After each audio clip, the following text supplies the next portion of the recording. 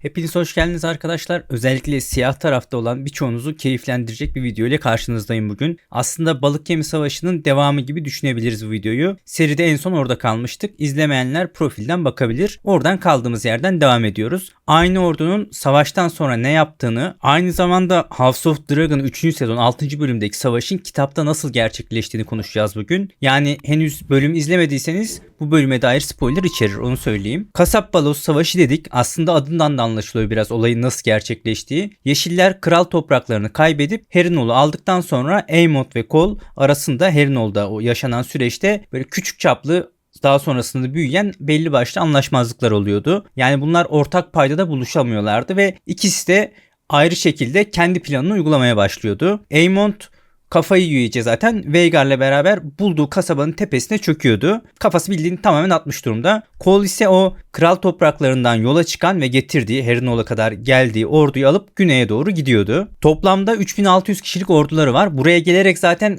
kral topraklarının düşmesine sebep oldular. Mentalleri oradan böyle bir hasarlı zaten. Bunun üzerine ölümler, hastalıklar, firarlar, Vhagar gibi üzerlerinde gezen bir korumanın gitmesi onları kafa olarak zaten komple bitiriyor. İşte Cole ve ordusu tam bu haldeyken siyahlar tarafında Black Trombo diye bir tane ruh hastası çıkıyor ve başlarına bela alıyor. Ama öyle böyle değil. Cidden kafa kırık yani. Milli bir paralı asker bu. Önceden böyle sirklerde falan soytarılık yapıyormuş. Oradan askerliğe geçiyor. Daha sonrasında paralı asker olmuş. İlk iş Cole'un ordusunun yönünü tahmin edip onların önüne geçiyor. Bir adım önden izliyor yani bunları. Yani gideceği güzergahı buluyor ve öne geçtikten sonra bu Cole'un ordusunun ilerleyeceği güzergahtaki her yeri yakıp yıkıyor. Hiçbir şey bırakmıyor. Cole'un ordusu her gittiği yerde, her adım attıkları yerde böyle perişan olmuş şeyler görüyorlar. Ayrıca orduyu da iyice zayıflatmak için bunların ulaşabileceği mesela suya falan veya diğer gıdalara ulaşmasını engellemeye çalışıyor ve tüm o önündeki su kuyularını falan, bunların güzergahındaki su kuyularının hepsini zehirliyor. Kuyuların içine ölü hayvanlar atıyor. Sonra Balık Gemi Savaşı'ndaki o gölün etrafındaki tüm ölü askerleri falan topluyor. Bunların hepsini kuyulara falan dolduruyor. Aynı zamanda bu cesetleri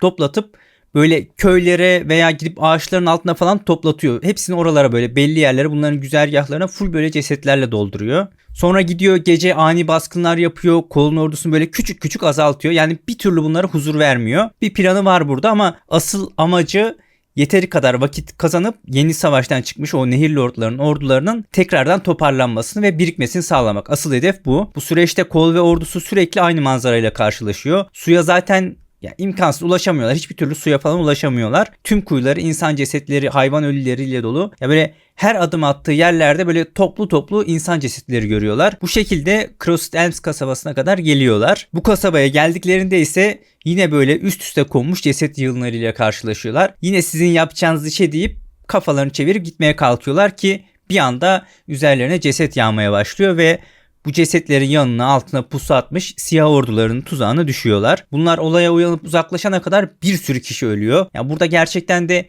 en büyük hasarı belki burada veriyorlar. Black Trombo o ceset yığınlarının üzerinden sürekli yaptığı şeylerden bunları alıştırıp adım adım tuzağına doğru çekiyor ve istediğini alıyor. Bölüm incelemesinde Japonların da benzer yöntemleri var. O şekilde aklımda kalmış. Martin belki oradan ilham almış olabilir demiştim. Kontrol ettim. Cidden de 2. Dünya Savaşı'nda özellikle benzer şeyler yapmışlar. Hatta belli bölgelerde biraz o kadar fazla abartmışlar ki karşı askerler iyice paranoyak olup her gördüğü böyle ölüyü süngüyle falan dürtmeye başlamışlar. Tabi sadece böyle küçük bölgelerde olmuş, çok genele yayılan bir böyle savaş planı gibi bir şey değil. Kitabımızda ise sonuç olarak Cole'un ordusunun sayısının iyice azalmaya başladığını biz görüyoruz. Fakat en önemlisi kafa olarak, mental olarak zaten komple bitmiş durumdalar. Ve Yeşillerin ordusu en sonunda nehrin karşısına geçmeyi başardığında karşılarında toparlanmış olan, yeterince vakit kazandığı için toparlanma fırsatı bulmuş olan Balık Gemi Savaşı ekibini buluyorlar. Bunlarda ne var şimdi? 300 tane şövalye var.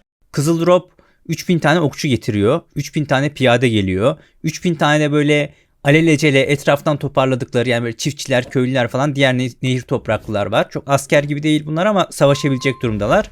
Bir de tabii ki sayıları büyük oranda azalmış. 500 kişi civarında falan kalmış. Kış kurtları da burada. Ama Cole'un ordusu da dizideki gibi böyle 3-5 kişiden oluşmuyor. En azından bir 2000-2500 kişi falan var. Belki 3000'e kadar da yaklaşıyor olabilir. Biz aslında dizide de gördük Cole'un o değişen psikolojisini. Kitaplara doğrudan anlatmıyor ama ben benzer olduğunu düşünüyorum. Dizide Cole Uyku Kalesi Savaşı'nda Aemond'un kendi planlarını ve Vhagar dahil olduktan sonraki o savaştaki süreci görünce bu savaşın artık askerlerden çıkıp ejderhalar arasında geçeceğini fark etmişti. ve artık rolü biraz ona boyundan büyük gelmeye başlamıştı ve bunun altında eziliyordu ve bu psikolojiyi kaldıramadı. Çünkü önceden gerçekten de bu savaşta bir rolü olabileceğine inanıyordu ve bir şeyler başarabileceğine inanıyordu. Ama savaş alanında ejderhaların arasında hiçbir hükmü kalmadığını gördü ve o ruh haline girdi. Tamamen ters tarafa dönüp bir ruh haline girdi ve adım adım gele ölümü kabullendi en sonunda. Yani o moda girdi biraz. Böyle kaderine teslim oldu. Ne olursa olsun moduna geçti. Ki biz buna yolda karşılaştığı ölümleri, cesetleri, işte yakılan yıkılan yerleri, açlığı, susuzluğu falan eklersek bence doğrudan o sonuca varıyoruz zaten. İşte siyahların ordusunu gördüğünde ilk tepkisi de bu şekilde oluyor. Bunlar kim diye soruyorlar diğer askerlere falan. Ölümümüz diye cevap veriyor doğrudan.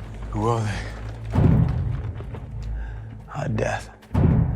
Cole ilk başta beyaz bayrak açıp konuşmaya çalışıyor karşı tarafla ve bir noktada buluşuyorlar. Karşı tarafta ise kış kurtlarından Lord Rogic var. Jason Lannister'ı öldüren aslan katili var ve Sir Geralt Grey var. Balık Gemi Savaşı'nın önemli aktörlerinden biridir o da. Yine aynı şekilde okçu Kızıldrop da orada fakat o biraz daha uzak mesafede. Doğrudan bu görüşmeye katılmıyor. Çok zaten böyle kısa konuşmalar oluyor burada. Benzer konuşmaları biz dizide de gördük. Sadece farklı isimler olunca tam altı dolmadı. Yani o seyirciye tam olarak geçmediğini düşünüyorum ben. Öncelikle Cole kaybedeceğini zaten farkında. Sancaklılarımı indirirsem canımızı bağışlar mısınız diyor. Sir Geralt Grey ise dalga geçiyor. Ne bağışı diyor. Kemiklerinizden sept inşa edip duamı orada yapacağım falan diyor. Cole sizden de çok ölü olur. Bu şekilde buradan bu kadar rahat kurtulamazsınız deyince bu sefer Lord Rogic araya giriyor ve kış geldi zaten ölmek için buradayız diyor. Ki Stark'ların biz zaten bunun için geldiğini biliyoruz. Cole barış olmayacağını anlayınca burada başlayalım o zaman. Ben tek siz üçünüz diyor. Karşı taraftan birkaç böyle komutan eksiltirim diye düşünüyor. Bu arada eksiltir de cidden. Ama karşı taraf ona bu fırsatı vermiyor. Vermek istemiyor. Ve tabii ki de biraz çekiniyorlar. Çünkü üçünü de alabilir. En azından bir ikisinin yanında götürür. Aslan katili ise işaretini veriyor ve ne kadar cesur öldüğüne dair ne bir şiir ne bir şarkı hiçbir şey duymayacağım Kingmaker diyor. Ve Kızıldrop ve yanındaki 2 tane okçuyla beraber aynı anda 3 tane ok havalanıyor ve üçü de doğrudan Criston Cole'un vücuduna saplanıyor ve Cole orada anında ölüyor. Cole ölünce zaten adamların mental zaten gidik durumdaydı. Komple gidiyor ve savaş başlıyor başlamasına ama pek savaş gibi olmuyor.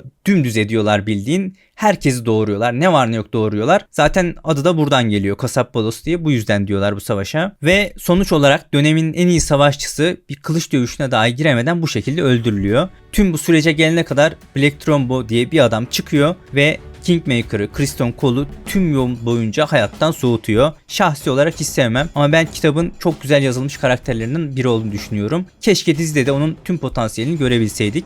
Biraz yazık oldu açıkçası. Zaten son bölümlerde onun hakkında çok fazla konuştuk ama belki iyi bir günüme gelirse ona ayrı video çekebilirim. Benden bugünlük de bu kadardı. Gelecek videolarda görüşmek üzere. Hoşçakalın.